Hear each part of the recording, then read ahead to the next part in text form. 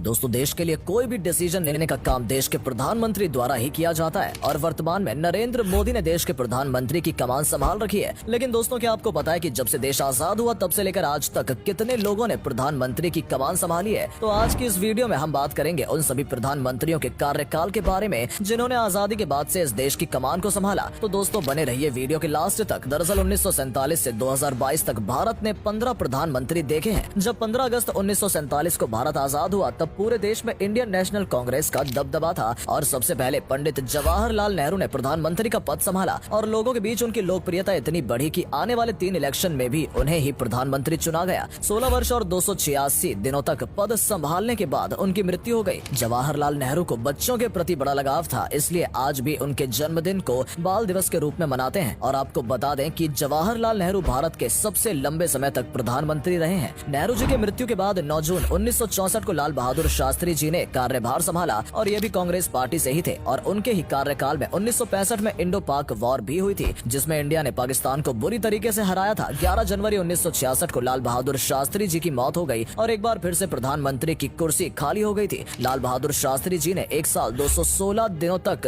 प्रधानमंत्री का कार्यभार संभाल पाए थे और शास्त्री जी के बाद जवाहरलाल नेहरू की बेटी इंदिरा गांधी प्रधानमंत्री बनी। इंदिरा गांधी हमारे देश की पहली महिला प्रधानमंत्री बनी। इंदिरा गांधी भी लगातार 3 बार के चुनाव में प्रधानमंत्री चुनी गयी। इन्होंने अपने 11 साल और 59 दिनों के कार्यकाल में कई ऐतिहासिक घटनाएं हुई। इनके ही कार्यकाल में 1971 के इंडिया और पाकिस्तान के युद्ध हुए और बांग्लादेश की स्थापना हुई। जनमत संग्रह द्वारा सिक्किम का भारत में अभिगमन और पोखरण में भारत का पहला परमाणु परीक्षण जैसे ऐतिहासिक घटनाएं भी इंदिरा गांधी के इस शासनकाल में हुई। परंतु इन तमाम उपलब्धियों के बावजूद 1975 में देश की हालत कुछ इस तरह बदली कि 1975 से लेकर 1977 तक भारत में इमरजेंसी घोषित कर दी गई, जिसमें देश की जनता को काफी मुश्किलों का सामना करना पड़ा था। इस इमरजेंसी के कारण इंदिरा गांधी के खिलाफ उठे विरोध की लहर के कारण जब 1977 में इमरजेंसी हटाई गई तब देश के सभी ऑपोजिशन पार्टियों ने कांग्रेस को हटाने का जिम्मा उठा लिया और उनके खिलाफ एकजुट होकर लड़े और इसमें सफल भी हुए। और इतने सालों के बाद पहली बार जनता पार्टी को गठबंधन की तरफ से मोरारजी देसाई देश के पहले नॉन कांग्रेसी प्रधानमंत्री बने। 24 मार्च 1977 को इन्होंने कुर्सी संभाली, लेकिन गठबंधन से बनाई गई सरकार को राजनीतिक निर्णय पर एक मत बनाए रखना बहुत कठिन था, इसलिए उन्होंने 2 साल 126 दिन के बाद ही इस्तीफा दे दिया और भारत के इतिहास में इस्तीफा देने वाले पहले प्रधानमंत्री बने। उसके बाद चौधरी चरण सिंह, जो कुछ समय के लिए मोरारजी की सरकार के उप प्रधानमंत्री रहे, उन्होंने कांग्रेस ने समर्थन दिया और प्रधानमंत्री बनवाया। लेकिन जितनी तेजी से कांग्रेस ने उन्हें ऊपर पहुंचाया, उतनी ही तेजी से उन्होंने समर्थन खींच लिया और मजबूरन चौधरी चरण सिंह को अपने पद से इस्तीफा देना पड़ा। इनका कार्यकाल मात्र 170 दिन तक का ही रहा और 3 सालों तक सत्ता से दूर रही कांग्रेस ने फिर से भारी बहुमत के साथ वापसी की और इंदिरा गांधी को उनके दूसरे कार्यकाल के लिए निर्वाचित किया गया। इस दौरान उनके द्वारा लिया गया सबसे कठोर निर्णय था ऑपरेशन ब्लू स्टार, जिसमें अमृतसर के हरिमंदिर साहिब में छुपे हुए खालिस्तानी आतंकवादियों के खिलाफ किया गया था। और करीब 4.5 सालों तक पीएम बने रहने के बाद 31 अक्टूबर 1984 को इनकी हत्या कर दी गई। इसके बाद इंदिरा गांधी के बेटे राजीव गांधी को प्रधानमंत्री बनाया गया। राजीव गांधी अब तक के भारत के सबसे युवा प्रधानमंत्री हैं। राजीव गांधी के कैबिनेट में फाइनेंस मिनिस्टर वीपी सिंह ने कई ऐसे कदम उठाए थे जिससे कांग्रेस के पूर्व सरकारों के समय किए गए घोटालों से पर्दा उठ सकता था। इसलिए अपनी पार्टी की साख को खतरे में देखते हुए उन्हें कांग्रेस पार्टी से निकाल दिया गया था। उसके बाद इन्होंने जनता दल नामक राजनीतिक पार्टी बनाई और 1989 में इलेक्शन में जनता दल ने भारतीय जनता पार्टी और कुछ और पार्टियों की मदद से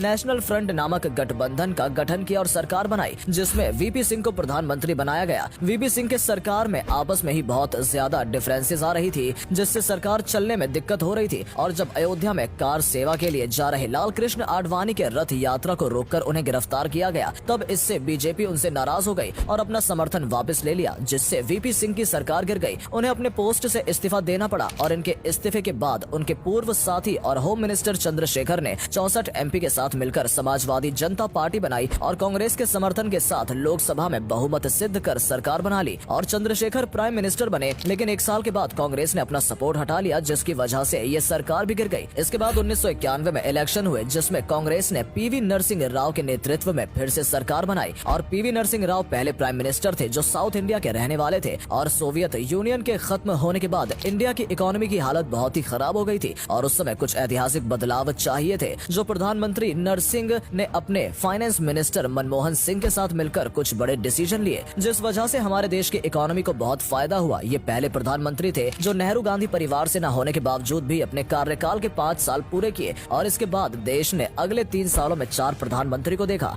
इसकी शुरुआत करी अटल बिहारी वाजपेयी ने, जो सिर्फ 16 दिन तक प्रधानमंत्री रहे, और फिर HD देवगौड़ा आए जो 324 दिन तक PM बने रहे। फिर इंद्र कुमार गुजराल जिन्होंने 332 दिनों तक प्रधानमंत्री के पद पर रहे और इसके बाद बीजेपी की सरकार बनी और फिर अटल बिहारी वाजपेयी प्रधानमंत्री बने। इनकी सरकार के कुछ अत्यंत ठोस और मुख्य कदम उठाए, जैसे उन्होंने पोखरण में 5 अंडरग्राउंड न्यूक्लियर एक्सप्लोजन करवाए। ऐसा करने से US जैसी वेस्टर्न कंट्रीज खुश नहीं थी, इसलिए उन्होंने भारत पर कुछ इकोनॉमी सेशन लगाने की कोशिश की, लेकिन उस समय इंडिया के साथ रशिया, फ्रांस जैसी गल्फ कंट्रीज का सपोर्ट था, जिस वजह से वो ऐसा करने में असफल रहे। इस समय पर ऑल इंडिया अन्य द्रविड़ा मुन्नेत्रा कजागम पार्टी ने बीजेपी से अपना सपोर्ट हटा दिया, जिस वजह से बीजेपी की सरकार बिखर गई और उसी समय कारगिल का युद्ध भी शुरू हो गया था, जिसमें करीब 2 महीने बाद भारतीय सेना ने पाकिस्तान पर विजय प्राप्त कर ली थी। इसके बाद 1999 में फिर से इलेक्शन हुए, जिसमें बीजेपी ने मेजोरिटी से सरकार बनाई और अटल बिहारी वाजपेयी प्रधानमंत्री बने रहे। उन्होंने देश की इकोनॉमी के हित में कई निर्णय लिए, जिससे इकोनॉमी कई हद तक ठीक हो गई और देश में पहले के मुकाबले हाईवे और सड़कों का काम बहुत तेजी से होने लगा। प्रधानमंत्री ग्राम सड़क योजना के तहत ही देश भर में सड़कों का निर्माण कराया गया। उसके बाद 2002 में कम्युनल राइट्स, जिसमें लगभग 2000 से भी ज्यादा लोगों की मौत हुई। इसके बावजूद भी वो देश के पहले नॉन कांग्रेसी प्राइम मिनिस्टर थे, जिन्होंने 5 साल का कार्यकाल। 2004 में फिर चुनाव हुए, उसमें कांग्रेस BSP सपा की मदद से मेजोरिटी की सरकार बनाने में काबिल रही और मनमोहन सिंह को प्रधानमंत्री बनाया गया। ये भारत के पहले सिख प्रधानमंत्री बने। इन्होंने वाजपेयी के समय हासिल की गई आर्थिक गति को बरकरार रखा। 2005 में right to information act pass किया गया। मनमोहन सिंह के पहले टर्म में ही 26 नवंबर 2008 को मुंबई पर आतंकवादी हमला हुआ। अगले साल 2009 में फिर से इलेक्शन का समय आया और एक बार फिर कांग्रेस सरकार बनाने में सफल रही, लेकिन दूसरी बार कार्यकाल के दौरान कांग्रेस पार्टी कई घोटाले और भ्रष्टाचार के विवादों के बीच घिरी रही और फिर 5 साल बाद के कार्यकाल के बाद 2014 में इलेक्शन का समय आया, जिसमें भारतीय जनता पार्टी काफी उम्मीदों के साथ वापसी के लिए लौटी थी और नरेंद्र मोदी पार्टी के मुख्य चेहरा बने। 2014 का इलेक्शन मानो मोदी लहर थी। पूरा देश ही सरकार में बदलाव चाह रहा था और हुआ भी कुछ ऐसा ही। बीजेपी ने पूर्ण बहुमत के साथ सत्ता में वापसी की और नरेंद्र मोदी को प्रधानमंत्री बनाया गया। इनके द्वारा लिए गए कई बोल्ड डिसीजन सराहनीय हैं। इनकी कई योजनाएं फेल हुई और कुछ पास भी हुई, लेकिन अंतर्राष्ट्रीय लेवल पर इन्होंने भारत को एक अलग ही पहचान दिलाई है। 2018 में इन्होंने 500 और 1000 के नोट बंद किए और फिर अगले साल इलेक्शन में एक बार फिर पूर्ण बहुमत के साथ सरकार बनाई और अभी तक भारत के प्रधानमंत्री बने हुए हैं। आपकी नजर में सबसे अच्छा प्राइम मिनिस्टर कौन है? कमेंट करके